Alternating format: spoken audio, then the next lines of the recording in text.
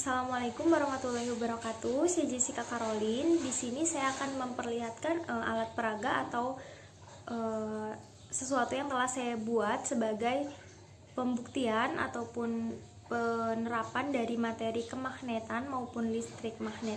Nah, alat peraga yang telah saya buat yaitu sepeda listrik sederhana. Nah, konsep atau cara kerja dari sepeda listrik sederhana ini yaitu dengan merubah energi listrik yang terdapat pada batu baterai atau akumulator itu menjadi energi gerak atau energi putar yang terdapat pada dinamo ataupun kawat ini, kumparan ini. Nah, di sini kita akan membuktikan apakah berputar atau tidak.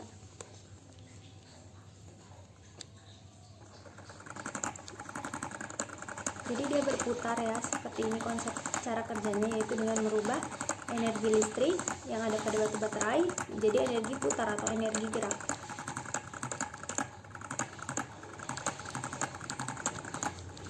Jadi bahan-bahannya hanya 5. Yang pertama ada batu baterai, yang kedua kabel tembaga, yang ketiga kawat tembaga, yang keempat paling penting yaitu magnetnya, dan yang kelima wadah aluminium ataupun botol plastik sebenarnya bisa juga lalu dirakit sedemikian rupa.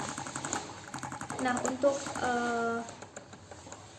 penurunan rumusnya, jadi kita akan membuktikan gaya elektromagnetik atau gaya magnetnya dan juga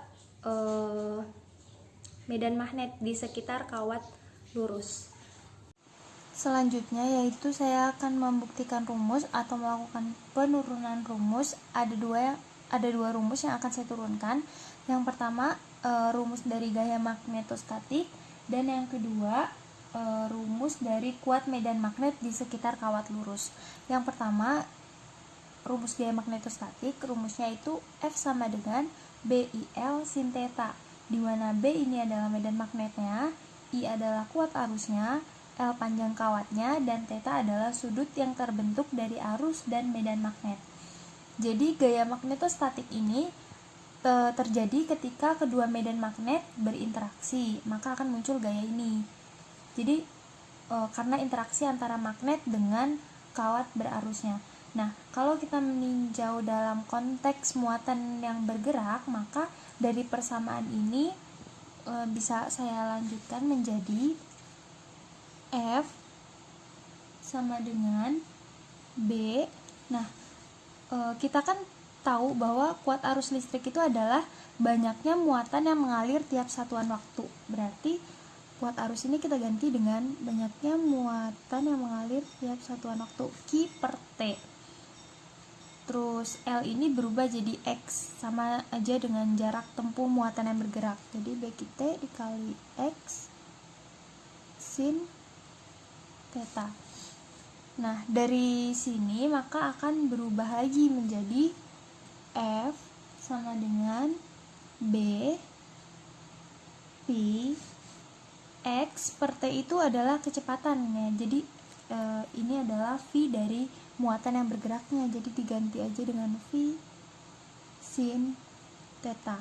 Nah, ini adalah rumus untuk muatan yang bergerak dalam konteks muatan yang bergerak.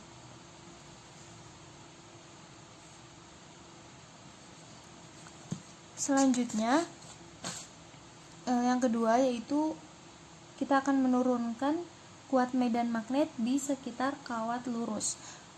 Rumusnya ini dB sama dengan UI dibagi 4pi dikali dL sin theta per R kuadrat.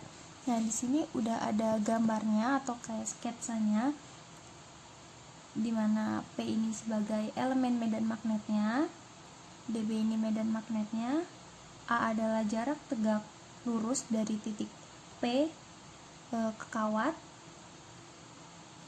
sudut yang dibentuk theta 1 dan theta 2.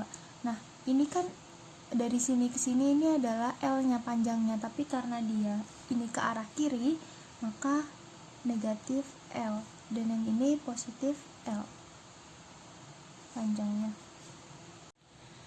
Pertama, kita akan tuliskan dulu beberapa hal terkait trigonometri untuk perubahan variabel. Karena di sini kan ada DL, ada sin theta, dan juga ada R. Ini kan variabel.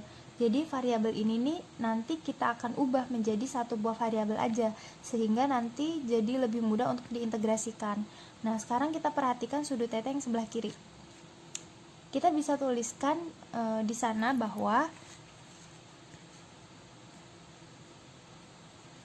tangen θ itu sama dengan A dibagi dengan min L. Nah, tangan itu kan depan dibagi samping ya. Jadi A dibagi dengan negatif L. Nah, atau bisa kita tulis kalau L-nya yang ditanya, maka negatif A dibagi tangen θ. Nah, seperti ini. Atau bisa juga kita rubah ke dalam bentuk yang lain lagi, yaitu L sama dengan min A kot tangen θ. Nah, jadi kotangan θ itu kan sepertangan ya, jadi sepertangan itu ya kotangan θ, jadi sama aja. Nah, di sini ada variabel, udah ada variabel θ dengan L-nya, jadi udah kita temukan hubungannya. Dari di persamaan kan ada dl ya, jadi kita turunkan ruas kiri ini, sehingga kita punya kan ada dl, jadi dl sama dengan min A d kot tangen θ. Nah, untuk menurunkan kotangan ini mungkin kita bisa ingat bentuk persamaan yang kayak gini.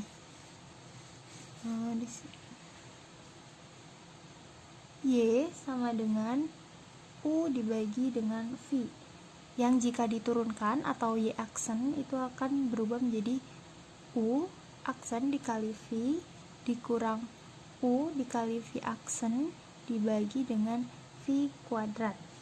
Nah, berarti sekarang kita punya, karena dia ada kotangan, berarti kan Y-nya sekarang sama dengan cos θ dibagi dengan sin θ.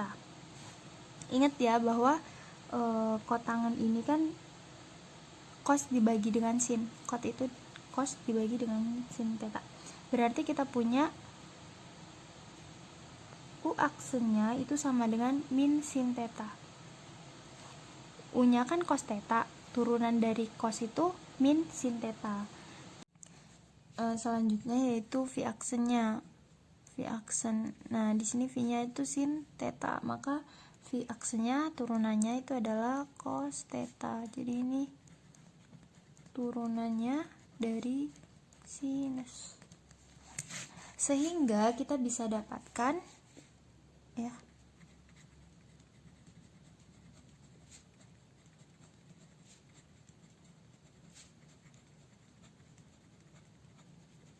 sehingga kita bisa dapatkan Y aksennya sama dengan pakai rumus ini, U aksennya itu min sin θ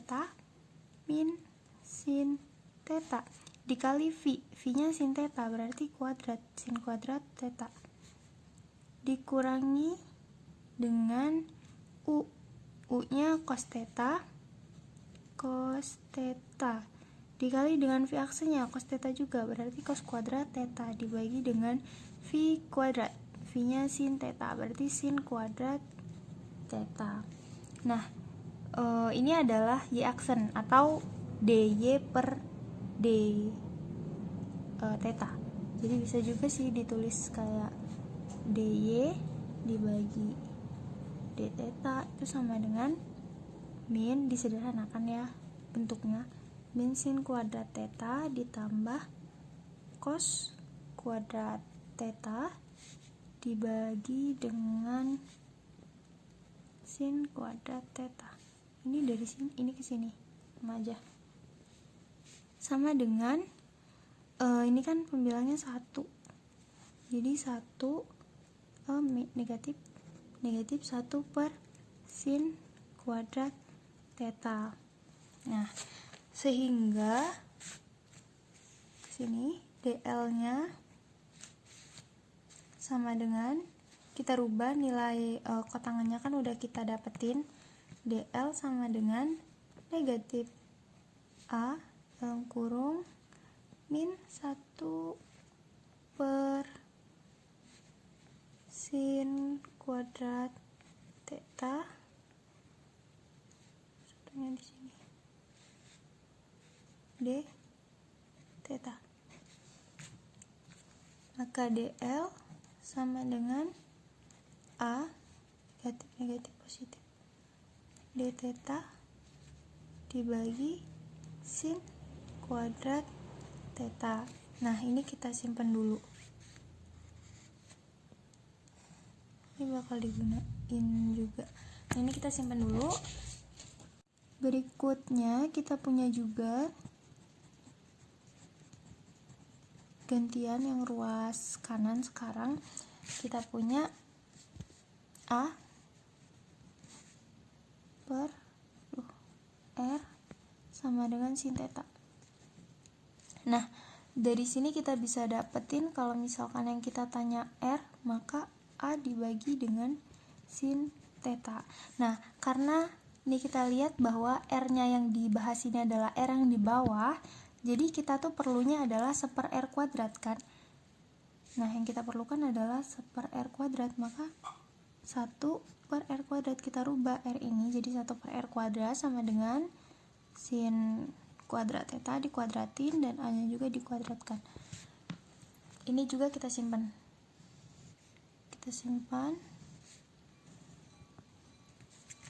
Sekarang kita mau ganti ini dengan ini ke persamaan db ke sini. Kita tulis ulang aja persamaannya. db sama dengan mu i dibagi 4pi dikali dl sin theta dibagi dengan r kuadrat. Ini bisa kita ubah karena tadi kan dl udah kita ketahui, r kuadratnya juga udah kita ketahui, tapi yang kita rubah dulu yaitu r kuadratnya biar lebih mudah. Jadi sama dengan mu i per 4pi, r kuadratnya dulu yang dirubah, berarti sin kuadrat theta dibagi dengan a kuadrat. Nah, sekarang dl nya yang kita masukin. dl nya a d theta dibagi sin kuadrat theta. Apa yang ketinggalan? Oh, sin tetanya belum. Jadi sin theta. Di sini ini ada a kita coret, sin kuadrat theta kita coret juga. Nah, karena ini a nya ini kan udah nggak variabel lagi, jadi nilainya kan konstan. Berarti db sama dengan mu i per 4pi a, ini masih 1, sin theta d theta. Nah, db nya adalah ini. Selanjutnya yang akan kita cari adalah mengintegralkan si db nya ini. Tetanya dari theta 1 sampai theta 2. Karena kita mau nyari b kan di sini, dan b itu bisa didapatkan dari integral db. Maka di sini aja. Maka b sama dengan integral db sama dengan integral mu i per 4pi a sin theta d theta dari theta 1 sampai integral theta 1 sampai theta 2. Nah, kita sederhanakan ya supaya lebih mudah, maka sama dengan mu i per 4pi a integral sin theta d theta theta 1 sampai theta 2. Nah, sekarang integral sin kan min cos ya, min cos, maka sama dengan mu i per 4pi a dalam kurung integral sin tadi min cos theta. Batasnya dari theta 1 sampai theta 2 sama dengan min, keluarkan 4 mu i dibagi 4pi a cos theta min cos sinus theta 1 nih, atau